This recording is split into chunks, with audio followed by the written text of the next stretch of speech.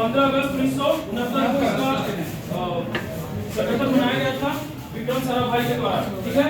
और इसरो के कई सारे मिशन हुए, लेटेस्ट में आप लोग सुने होंगे चंद्रयान 1, मंगलयान, शुक्रयान आने वाला है, गगनयान आने वाला है, आदित्य 1 मिशन अभी सक्सेसफुल हुआ है।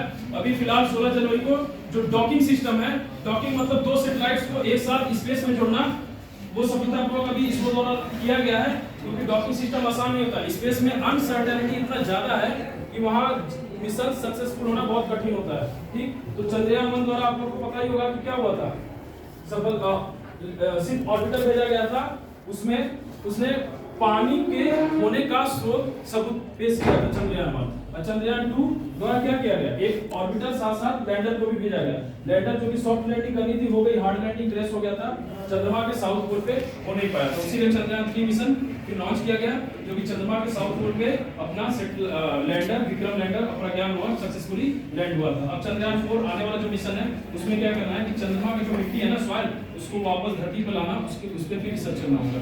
उसके बाद आप मंगलयान सुने होंगे, भारत पहला देश बना था सक्सेसफुली मंगल ग्रह के ऑर्बिट पे अपने सैटेलाइट्स को भेजना, मंगलयान। आदित्य 1 सूर्य के बारे में इंफॉर्मेशन आने वाला है, गगनयान, क्योंकि गगनयान मिशन तो है कि हमारे जो एस्ट्रोनॉट्स हैं आज तक कभी भारत देश के एस्ट्रोनॉट्स खुद के रॉकेट में बैठ के अंतरिक्ष में नहीं गए हुए। जो राकेश शर्मा वगैरह और कल्पना चावला का नाम सुनते हैं वो भी क्या है, इंडियन मूल के हैं, लेकिन अमेरिकी नागरिकता लेने के बाद वो लोग अमेरिका चले जाते हैं, तो अपने खुद के एस्ट्रोनॉट खुद के रॉकेट में बैठ के वापस नहीं गए। अब गगनयान का मेन मकसद ये कि इंटरनेशनल स्पेस स्टेशन जो बनाया जा रहा है, ठीक है, जो धरती से 400 किलोमीटर के ऊपर है, उसमें एस्ट्रोनॉट्स को जाना होगा, डॉकिंग सिस्टम को भी परफॉर्म करना होगा, बहुत कुछ है। जो भी है थोड़ा सा बेसिक हिस्ट्री है इसरो के बारे में, कैसे क्या क्या बना, कैसे स्थापना हुई, उसके बारे में वीडियो दिखाएंगे।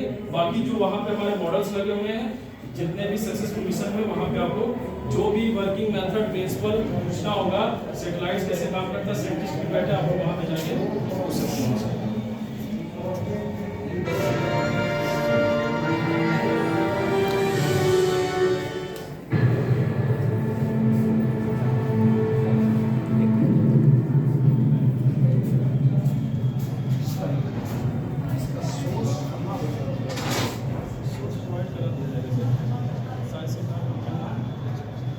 सदियों से हमारे पूर्वज आश्चर्य से अंतरिक्ष की ओर टकटकी लगाए देखते रहे हैं और खगोलीय पिंडों की गति एवं उनके रहस्यों को समझने की कोशिश करते रहे हैं।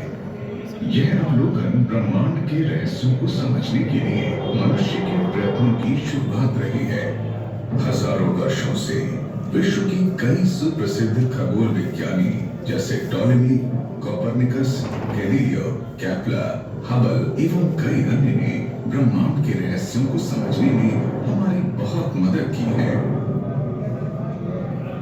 खगोल विज्ञान में भारत की भी बहुत सुदृढ़ परंपरा रही है।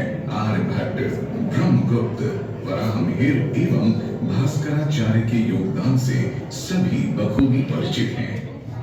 18वीं सदी के मध्य में सन 1728 में सवाई जयसिंह द्वितीय ने भारत के अलग-अलग 5 शहरों दिल्ली, जयपुर, उज्जैन, मथुरा एवं वाराणसी में वेधशालाओं का निर्माण किया।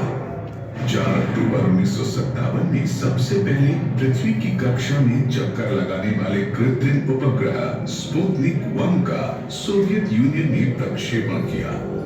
इसके पश्चात 1 महीने से कम समय में ही सोवियत यूनियन ने पृथ्वी की कक्षा में स्पुतनिक 2 को भेजा, जिसमें लाइका नाम की कुतिया को भी भेजा गया था। अमेरिकी सेना ने 31 जनवरी 1958 को एक्सप्लोरर 1 नामक उपग्रह का प्रक्षेपण किया। अप्रैल 1961 में रूस के यूरी गागारिन अंतरिक्ष में पहुंचने वाले पहले व्यक्ति बने। सन 1969 में नील आर्मस्ट्रॉन्ग द्वारा चंद्रमा पर लिया गया एक छोटा सा कदम मानव भविष्य के लिए एक विशाल कदम साबित हुआ।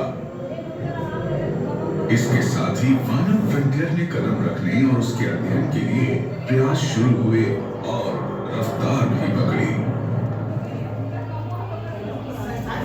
एक तरफ जहां महाशक्तियां सैनिक गतिविधियों के लिए अंतरिक्ष के उपयोग की योजना बना रही थी, वहीं 60वें दशक की शुरुआत में डॉक्टर विक्रम साराभाई ने भारतीय अंतरिक्ष कार्यक्रम की रूपरेखा बनाई, जिसका मुख्य उद्देश्य एक सामान्य आदमी के लाभ के लिए अंतरिक्ष तकनीक का उपयोग करना था। सन 1997 में पीएसएलवी के कार्यान्वयन से अंतरिक्ष में पर्याप्त आकार के पेलोड को प्रक्षेपित करने की हमने क्षमता हासिल की। इसके साथ ही हमारा देश कई प्रकार की सैटेलाइट होती हैं, communication satellite, navigation satellites, interplanetary satellites, ठीक है। और उसके बाद कई प्रकार के लॉन्चिंग व्हीकल्स होते हैं। शुरू में एसएलवी आया, सैटेलाइट लॉन्च व्हीकल्स, फिर एएसएलवी, फिर PSLV, polar satellite launch vehicles, फिर जीएसएलवी, फिर जीएसएलवी मार्क 3। अब गगनयान के लिए आया new generation satellites launch vehicles, जिसमें हम अपने 3 एस्ट्रोनॉट्स को स्पेस में भेजना है। तो कितने प्रकार के सैटेलाइट्स होते हैं, कितने प्रकार के लॉन्चिंग व्हीकल्स हैं, कौन कौन से प्रिंसिपल इस पे अप्लाई होते हैं सैटेलाइट्स पे, ये बहुत कुछ है, लाखों कंसेप्ट है स्पेस में, ठीक है। अनसर्टेनिटी बहुत ज्यादा होता है स्पेस में, किसी भी